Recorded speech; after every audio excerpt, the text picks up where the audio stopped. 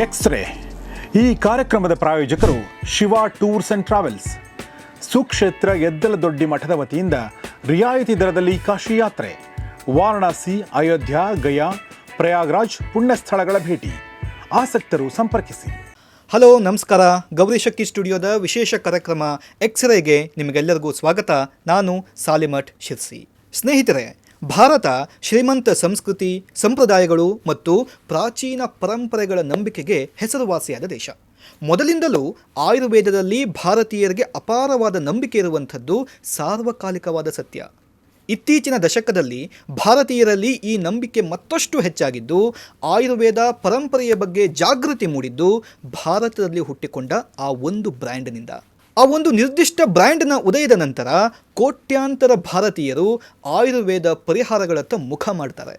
ಹೀಗೆ ಅತಿ ವೇಗವಾಗಿ ದೇಶದಾದ್ಯಂತ ಮನೆ ಮಾತಾದ ಈ ಬ್ರ್ಯಾಂಡ್ ಯಾವುದು ಅಂದರೆ ಅದೇ ಯೋಗ ಗುರು ಬಾಬಾ ರಾಮದೇವ್ ಅವರ ಪತಾಂಜಲಿ. ಬಾಬಾ ರಾಮದೇವ್ ಯೋಗ ಕಲಿಸುವ ಯೋಗ ಗುರುವಿನ ಜೊತೆಗೆ ರಾಷ್ಟ್ರವಾದಿ ಅನ್ನುವ ಇಮೇಜ್ನೊಂದಿಗೆ ಜನಸಾಮಾನ್ಯರ ವಿಶ್ವಾಸವನ್ನು ಗಳಿಸಿದವರು. ಭಾರತೀಯ ಸಂಪ್ರದಾಯಗಳ ಸುತ್ತ ಕೇಂದ್ರೀಕೃತವಾದ ಅವರ ಉತ್ಪನ್ನಗಳು ಸಹಜವಾಗಿಯೇ ಭಾರತೀಯರ ಗಮನವನ್ನು ಸೆಳೀತವೆ. ಪತಂಜಲಿಯ ಈ ಉತ್ಪನ್ನಗಳು ಮಾರುಕಟ್ಟೆಯಲ್ಲಿದ್ದ ದೊಡ್ಡ ದೊಡ್ಡ ಬ್ರ್ಯಾಂಡ್ಗಳಿಗೆ ನೈಸರ್ಗಿಕ ಆರೋಗ್ಯಕರ ಪರ್ಯಾಯವನ್ನು ನೀಡಬಲ್ಲವು ಅಂತ ಜನ ನಂಬಲಿಕ್ಕೆ ಆರಂಭ ಮಾಡ್ತಾರೆ. ಆದರೆ ಈ ನಂಬಿಕೆಗಳ ಹಿಂದೆ ಒಂದು ಶಾಕಿಂಗ್ ಕಥೆ ಇದೆ.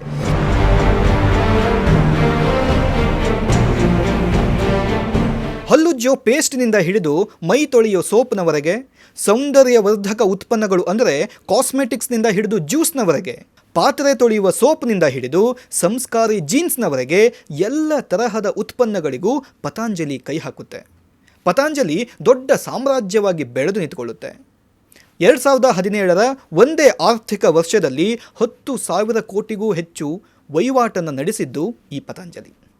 ಹೀಗೆ ಮಾರುಕಟ್ಟೆಯಲ್ಲಿ ದೈತ್ಯ ಶಕ್ತಿಗಳಾದ ಯುನಿಲಿವರ್, ಡಾಬರ್, ಬೈದ್ಯನಾಥ್ ಕಂಪನಿಗಳಿಗೂ ಕೂಡ ಪೈಪೋಟಿಯನ್ನು ಕೊಟ್ಟು ಯಶಸ್ಸನ್ನು ಗಳಿಸಿತ್ತು ಪತಂಜಲಿ. 2017ರಲ್ಲಿ ಪತಂಜಲಿಯ ವಹಿವಾಟು ಬರೋಬ್ಬರಿ 9,019 ಕೋಟಿಗಳಷ್ಟಿತ್ತು. ಅದರಲ್ಲಿ 1,190 ಕೋಟಿಗಳಷ್ಟು ನಿವ್ವಳ ಲಾಭವನ್ನು ಗಳಿಸ್ತಾ ಇತ್ತು ಪತಂಜಲಿ. ಹೀಗೆ ಪತಂಜಲಿ FMCG ಕ್ಷೇತ್ರದಲ್ಲಿ ದೈತ್ಯವಾಗಿ ಬೆಳೆದು ನಿಂತುಕೊಳ್ಳುತ್ತೆ. ಆದರೆ ಪತಂಜಲಿಯ ಜನಪ್ರಿಯತೆ ಹೆಚ್ಚಾದಂತೆ ವಿವಾದಗಳು ಕೂಡ ಜಾಸ್ತಿ ಆಗ್ತವೆ. Breaking development after the SC pulled up the Uttarakhand government, the government has acted against Patanjali. Patanjali के लगभग 40 प्रोडक्ट टेस्ट में फेल हो गए हैं. बैन कर दिया गया है. दिव्य फार्मेसी की दवाओं को लेकर भ्रामक दावे किए गए. ಪತಂಜಲಿಗೆ ಮತ್ತೆ ದಂಡವನ್ನು ಹಾಕಿದ್ದಾರೆ. ಯಾಕೆ ದಂಡ ಹಾಕಿರೋದು? ತೀರಾ ಮೊನ್ನೆ ಅಷ್ಟೇ ಒಂದು ಆದೇಶ ಬಂದಿತ್ತು ಪತಂಜಲಿ ವಿಚಾರಕ್ಕೆ ಸಂಬಂಧಪಟ್ಟಂತೆ. ಏನು ಆದೇಶ ಅಂತ ಹೇಳಿದ್ರೆ ಕರ್ಪೂರಕ್ಕೆ ಸಂಬಂಧಪಟ್ಟಂಥ ವಿಚಾರ. ಉತ್ಪನ್ನಗಳು ಹೆಚ್ಚಾದಂತೆ ಅವುಗಳ ಗುಣಮಟ್ಟ ಕಡಿಮೆ ಆಗ್ತಾ ಹೋಯಿತು. ಈ ಉತ್ಪನ್ನಗಳಲ್ಲಿ ಜನರಿಗಿದ್ದ ಅಪಾರವಾದ ನಂಬಿಕೆ ಹಲವು ಎಚ್ಚರಿಕೆಯ ಸಂಕೇತಗಳನ್ನು ನಿರ್ಲಕ್ಷಿಸುವ ಹಾಗೆ ಮಾಡುತ್ತೆ. ಇತ್ತೀಚಿನ ವರ್ಷಗಳಲ್ಲಿ ಪತಂಜಲಿಯ ಪ್ರಾಡಕ್ಟ್ಸ್ನ ವಿರುದ್ಧ ಕಳಪೆ ಗುಣಮಟ್ಟ ಮತ್ತು ಸುಳ್ಳು ಮಾಹಿತಿ ಸೇರಿದಂತೆ ಹಲವು ಆರೋಪಗಳು ಕೇಳಿಬಂದಿದ್ದಾವೆ. ಈ ಎಲ್ಲ ಬೆಳವಣಿಗೆಗಳು ಅನೇಕ ಭಾರತೀಯರು ನಂಬಿದ್ದ ಸೋಕಾಲ್ಡ್ ನ್ಯಾಚುರಲ್ ಪ್ರಾಡಕ್ಟ್ಸ್ನ ಮತ್ತೊಂದು ಮುಖವನ್ನೇ ತೆರೆದಿಡ್ತವೆ. ಪತಂಜಲಿಯ ಉತ್ಪನ್ನಗಳು ಹಲವಾರು ಬಾರಿ ಟೀಕೆಗಳಿಗೆ ಗುರಿಯಾಗಿದ್ದಾವೆ. ಅಂತಹ ಒಂದು ಘಟನೆ ಎಂದರೆ ಅದು ಪತಂಜಲಿ ಆಮ್ಲಾ ಜ್ಯೂಸ್ನದ್ದು. 2017ರಲ್ಲಿ ಭಾರತೀಯ ಸೇನೆಯ ಕ್ಯಾಂಟೀನ್ಗಳಲ್ಲಿ ಪತಂಜಲಿಯ ಆಮ್ಲಾ ಜ್ಯೂಸನ್ನು ಇಡಲಾಗ್ತಾ ಇತ್ತು. ಈ ಆಮ್ಲಾ ಜ್ಯೂಸನ್ನು ಲ್ಯಾಬ್ನಲ್ಲಿ ಟೆಸ್ಟ್ ಮಾಡಿದಾಗ ಈ ಪತಂಜಲಿ ಆಮ್ಲಾ ಜ್ಯೂಸ್ ಬಳಕೆಗೆ ಯೋಗ್ಯವಿಲ್ಲ ಅನ್ನುವ ಅಂಶ ಗೊತ್ತಾಗುತ್ತೆ. ಹೀಗಾಗಿ ಸೇನೆ ಆ ಉತ್ಪನ್ನಗಳನ್ನೇ ಕೈಬಿಡ್ತು.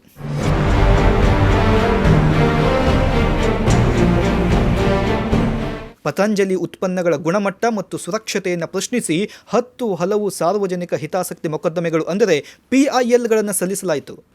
ಹೀಗಾಗಿ ಭಾರತದ ಸುಪ್ರೀಂ ಕೋರ್ಟ್ ಕೂಡ ಈ ವಿಷಯಗಳ ಕುರಿತು ಆಕ್ರೋಶವನ್ನು ವ್ಯಕ್ತಪಡಿಸಿತು ಮತ್ತು 2019ರಲ್ಲಿ ಪತಂಜಲಿಯ ಕೆಲವು ಜಾಹೀರಾತುಗಳು ಜನರನ್ನು ಮೋಸ ಮಾಡ್ತಾ ಇದ್ದು, ಪತಂಜಲಿಯ ವಿರುದ್ಧ ಅಗತ್ಯ ಕ್ರಮಗಳನ್ನು ಕೈಗೊಳ್ಳುವಂತೆ ಅಧಿಕಾರಿಗಳಿಗೆ ಸುಪ್ರೀಂ ಕೋರ್ಟ್ ಆದೇಶ ನೀಡಿತು.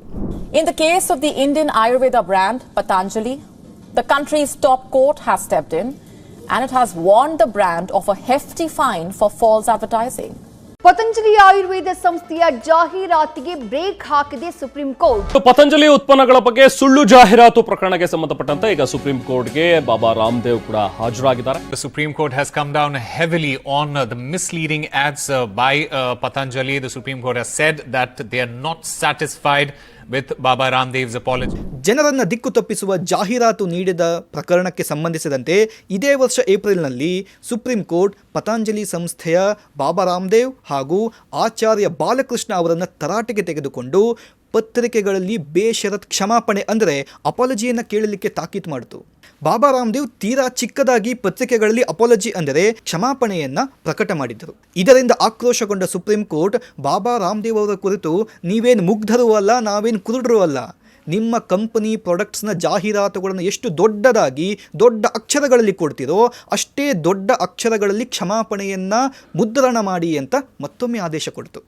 ಇದರ ಜೊತೆಗೆ ಕ್ಷಮಾಪಣೆ ಜಾಹೀರಾತನ್ನು ನೀಡಬೇಕು ಅಂತ ಕೋರ್ಟ್ ಆದೇಶ ನೀಡಿದಾಗ ಅದನ್ನು ಮೈಕ್ರೋಸ್ಕೋಪ್ ಬಳಸಿ ನೋಡುವಂತಿರಬೇಕು ಅನ್ನೋ ಅರ್ಥದಲ್ಲ, ಕೇವಲ ಕಾಟಾಚಾರಕ್ಕೆ ಚಿಕ್ಕ ಅಕ್ಷರಗಳಲ್ಲಿ ಜನರಿಗೆ ಕಣ್ಣಿಗೆ ಕಾಣದಂತೆ ಕ್ಷಮಾಪಣೆ ಜಾಹೀರಾತು ನೀಡಿದರೆ ಸಾಲುವುದಿಲ್ಲ ಅಂತ ಸುಪ್ರೀಂ ಕೋರ್ಟ್ ಛೀಮಾರಿಯನ್ನು ಕೂಡ ಹಾಕಿತ್ತು. ಡಯಾಬಿಟೀಸ್, ಲಿವರ್ ಮತ್ತು ಹಾರ್ಟ್ ಡಿಸೀಸ್ ತರಹದ ಕಾಯಿಲೆಗಳ ಕುರಿತು ಸುಳ್ಳು ಆರೋಗ್ಯ ಪ್ರಯೋಜನಗಳನ್ನು ಅಂದರೆ ಫಾಲ್ಸ್ ಹೆಲ್ತ್ ಬೆನಿಫಿಟ್ಸ್ಗಳನ್ನು ಪ್ರಚಾರ ಮಾಡ್ತಾ ಇದ್ದ ಹಲವು ಪತಂಜಲಿ ಜಾಹೀರಾತುಗಳನ್ನು ನಿಷೇಧ ಮಾಡಲಾಯಿತು.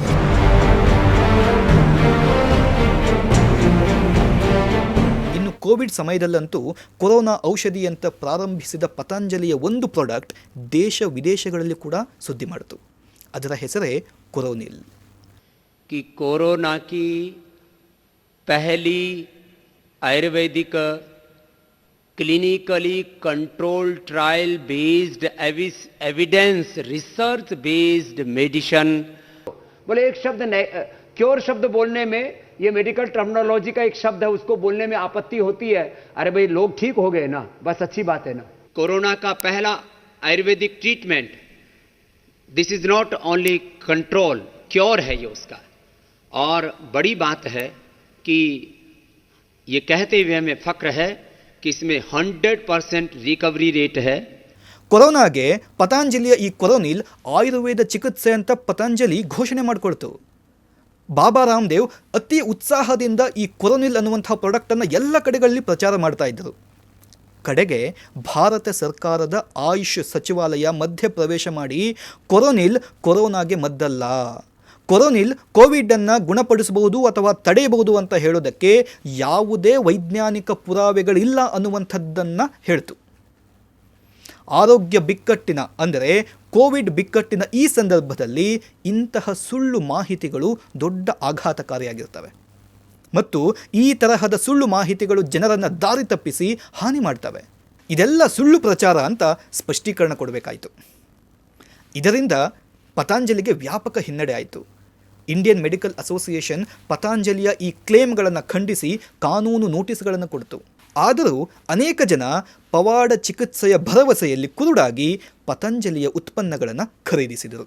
ಗಂಡು ಮಗುವಿನ ಗರ್ಭ ಧರಿಸಲಿಕ್ಕೆ ಸಹಾಯ ಮಾಡುವ ಉತ್ಪನ್ನ ಎಂದು ಮಾರಾಟ ಮಾಡಲಾದ ದಿವ್ಯ ಪುತ್ರ ಜೀವಕ್ ಬೀಜನಿಂದ ಹಿಡಿದು ಅಲೋವೆರಾ ಜೆಲ್ನವರೆಗೆ ಹಲವಾರು ಪತಂಜಲಿ ಉತ್ಪನ್ನಗಳನ್ನು ಸುಳ್ಳು ಕ್ಲೇಮ್ಗಳು ಮತ್ತು ಕಳಪೆ ಗುಣಮಟ್ಟಕ್ಕಾಗಿ ರೆಡ್ ಫ್ಲಾಗ್ ಮಾಡಲಾಗಿದೆ. ಪತಂಜಲಿ ಅತಿ ಹೆಚ್ಚು ಮಾರಾಟವಾಗುವ ಪತಂಜಲಿ ತುಪ್ಪ ಕೂಡ food safety and standards authority of India ಅಂದರೆ FSSAIನ ಮಾನದಂಡಗಳು ಮತ್ತು ನಿಯಮಗಳನ್ನು ಪಾಲಿಸ್ತಾ ಇಲ್ಲ ಅನ್ನುವಂಥದ್ದು ಕಂಡುಬಂದಿದೆ. ಈ ಅಂಶಗಳು ಸಹಜವಾಗಿಯೇ ಪತಂಜಲಿ ತನ್ನ ಉತ್ಪನ್ನಗಳಲ್ಲಿ ಶುದ್ಧತೆ ಮತ್ತು ಗುಣಮಟ್ಟದ ಭರವಸೆಗಳನ್ನು ಪೂರೈಸ್ತಾ ಇದೆಯಾ ಅನ್ನುವಂಥ ಪ್ರಶ್ನೆಗಳನ್ನು ಹುಟ್ಟುಹಾಕುತ್ತೆ.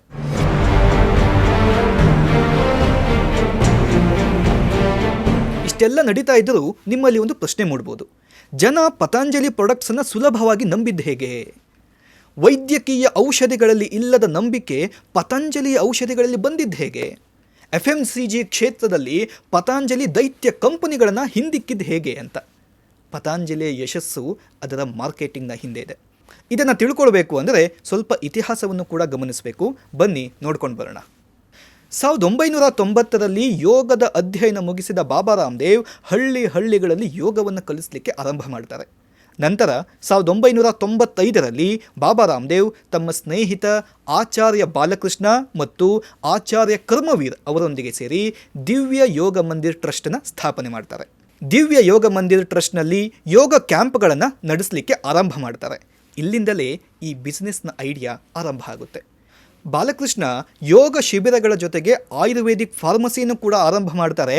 ಅದರ ಹೆಸರು ದಿವ್ಯ ಫಾರ್ಮಸಿ. ಇದಕ್ಕಾಗಿಯೇ ಆಯುರ್ವೇದಿಕ್ ಡಾಕ್ಟರ್ಗಳನ್ನು ಹೈರ್ ಮಾಡಿ ಉಚಿತ ತಪಾಸಣೆಯನ್ನು ನೀಡಲಿಕ್ಕೆ ಆರಂಭ ಮಾಡ್ತಾರೆ. ಉಚಿತ ತಪಾಸಣೆ ಅಂದಾಗ ದೊಡ್ಡ ಸಂಖ್ಯೆಯಲ್ಲಿ ಜನ ಬರಲಿಕ್ಕೆ ಆರಂಭ ಮಾಡ್ತಾರೆ. ಆದರೆ ಪ್ರತಿಯೊಬ್ಬ ವ್ಯಕ್ತಿಗೂ ಕನಿಷ್ಠ 1,500 ರೂಪಾಯಿಗಳಷ್ಟು ಔಷಧಿಯ ಬಿಲ್ಲನ್ನು ಮಾಡ್ತಾ ಇದ್ದರು. ನಂತರ ಉಚಿತ ಯೋಗದಿಂದ ಪೇಯ್ಡ್ ಯೋಗ ಕ್ಯಾಂಪ್ಗಳತ್ತ ಬಾಬಾ ರಾಮದೇವ್ ವಾಲ್ತಾರೆ. ಬಾಬಾ ರಾಮದೇವ್ ಅವರ ಜನಪ್ರಿಯತೆ ಸೆಲೆಬ್ರಿಟಿಗಳನ್ನು ಯೋಗ ಕ್ಯಾಂಪ್ಗಳಿಗೆ ಎಳೆದು ತಗೊಂಡ್ಬರುತ್ತೆ. 2002ರಲ್ಲಿ ಮನೆಯಲ್ಲಿ ಟಿವಿಯ ಕಾಲ ಆರಂಭವಾದಾಗ ಬಾಬಾ ರಾಮದೇವ್ ಆಸ್ಥಾ ಮತ್ತು ಸಂಸ್ಕಾರ್ ಚಾನೆಲ್ಗಳ ಮೂಲಕ ಯೋಗ ಕಲಿಸ್ತಾ ಮತ್ತಷ್ಟು ಪಾಪ್ಯುಲರ್ ಆಗ್ತಾರೆ. ಸೊ ಇಲ್ಲಿ ಬಾಬಾ ರಾಮದೇವ್ ಅವರ ಫೇಸ್ ರಾಷ್ಟ್ರೀಯತೆ ಮತ್ತು ಸಾಂಪ್ರದಾಯಿಕ ಮೌಲ್ಯಗಳಿಗೆ ಒತ್ತು ನೀಡಿ ನೈಸರ್ಗಿಕ ಉತ್ಪನ್ನಗಳು ಎಂದು ಪ್ರಚಾರ ಮಾಡಿ ದೇಶಭಕ್ತಿಯ ಭಾವಗಳನ್ನು ಬಂಡವಾಳ ಮಾಡಿಕೊಂಡದ್ದು ಪತಂಜಲಿಯ ಮಾಸ್ಟರ್ ಸ್ಟ್ರೋಕ್. ಹೀಗಾಗಿ ಕೇವಲ ವಹಿವಾಟಲ್ಲದೆ ಭಾರತೀಯರು ಪತಂಜಲಿಯ ಜೊತೆ ಭಾವನಾತ್ಮಕ ಸಂಬಂಧ ಹೊಂದಲಿಕ್ಕೆ ಇದು ಕಾರಣ ಆಯಿತು.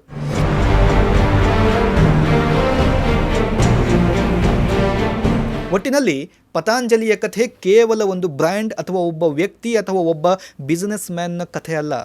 ಕೋಟ್ಯಾಂತರ ಜನರು ಈ ತರಹದ ಫ್ರಾಡ್ಗಳಿಗೆ ಅತಿ ಸುಲಭವಾಗಿ ಬಲಿ ಆಗುವುದನ್ನು ಈ ಒಂದು ಘಟನೆ ತೋರಿಸ್ತಾ ಇದೆ.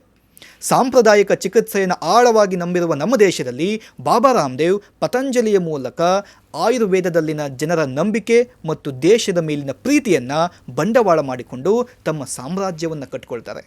ಆದರೆ ಮುಗ್ಧ ಜನರ ಈ ಕುರುಡು ನಂಬಿಕೆ ಅವರ ಕಣ್ಣೆದುರೇ ಸಾಕಷ್ಟು ಪುರಾವೆಗಳಿದ್ದರೂ ಎಚ್ಚರಿಕೆಯ ಸಂಕೇತಗಳಿದ್ದರೂ ಕೂಡ ಅದನ್ನು ಕಾಣದಂತೆ ಮಾಡುತ್ತೆ. ನಂಬಿಕೆ ಎಷ್ಟು ಮುಖ್ಯವೋ ಕುರುಡು ನಂಬಿಕೆ ಕೂಡ ಅಷ್ಟೇ ಅಪಾಯಕಾರಿ. ಅದು ಯಾವುದೇ ಬ್ರ್ಯಾಂಡ್ ಆಗಿರಲಿ, ಸೆಲೆಬ್ರಿಟಿ ಆಗಿರಲಿ, ಸಿನಿಮಾ ಹೀರೋ ಆಗಿರಲಿ ಅಥವಾ ಗುರುವಾಗಿರಲಿ, ಪ್ರಶ್ನೆ ಮಾಡಬೇಕು. ಕೇವಲ ಪತಂಜಲಿ ಅಂತ ಅಷ್ಟೇ ಅಲ್ಲ, ಈ ತರಹದ ಮೋಸ ಮಾಡುವ ಕಂಪನಿಗಳು ನಿಮ್ಮ ನಡುವೆ ಸಾಕಷ್ಟಿದ್ದಾವೆ. ಪತಂಜಲಿಯ ಈ ಒಂದು ಪ್ರಕರಣ ಅಂತಹ ಎಲ್ಲ ಕಂಪನಿಗಳಿಗೂ ಪಾಠ ಆಗಬೇಕು, ಜೊತೆಗೆ ಅವುಗಳನ್ನು ಖರೀದಿ ಮಾಡುವ ನಿಮ್ಮಂತಹ ಸಾಮಾನ್ಯ ಜನರಿಗೂ ಕೂಡ ಪಾಠ ಆಗಬೇಕು. ಮುಂದಿನ ಬಾರಿ ಯಾವುದೋ ಒಂದು ಪ್ರಾಡಕ್ಟನ್ನು ನಾವು ಖರೀದಿ ಮಾಡಬೇಕಾದಾಗ ಆ ಪ್ಯಾಕೇಜ್ ಮೇಲಿರುವ ಮುಖವನ್ನು ಮಾತ್ರ ನಂಬಿಕೊಳ್ಳಬೇಡಿ, ಫ್ಯಾಕ್ಟ್ಸ್ಗಳನ್ನು ನಂಬಿ ಆ ಪ್ರಾಡಕ್ಟ್ನ ಸತ್ಯಾಸತ್ಯತೆಗಳನ್ನು ಅರ್ಥ ಮಾಡಿಕೊಳ್ಳಿ. ಈ ಪ್ರಕರಣಕ್ಕೆ ಸಂಬಂಧಪಟ್ಟ ಎಲ್ಲ ಆರ್ಟಿಕಲ್ಗಳು, ಎಲ್ಲ ಡಾಕ್ಯುಮೆಂಟೇಷನ್ಗಳು ಮತ್ತು ಎಲ್ಲ ರಿಪೋರ್ಟ್ಗಳನ್ನು ಡಿಸ್ಕ್ರಿಪ್ಷನ್ನಲ್ಲಿ ಹಾಕಿರ್ತೇವೆ, ದಯಮಾಡಿ ನೋಡಿ. ಇದಾಗಿತ್ತು ಇವತ್ತಿನ ಎಕ್ಸ್ರೇ ಕಾರ್ಯಕ್ರಮ. ಈ ವಿಷಯಕ್ಕೆ ಸಂಬಂಧಪಟ್ಟಂಗೆ ನಿಮ್ಮಲ್ಲಿ ಏನಾದರೂ ಅಭಿಪ್ರಾಯಗಳಿದ್ದರೆ ಅವುಗಳನ್ನು ಕಮೆಂಟ್ ಬಾಕ್ಸ್ನಲ್ಲಿ ಹಾಕಿ. ನೋಡ್ತಾ ಇರಿ ಗೌರೀಶ್ ಶೆಟ್ಟಿ ಸ್ಟುಡಿಯೋ, ನೋಡ್ತಾ ಇರಿ ಎಕ್ಸ್ರೇ ಕಾರ್ಯಕ್ರಮ. ನಮಸ್ಕಾರ.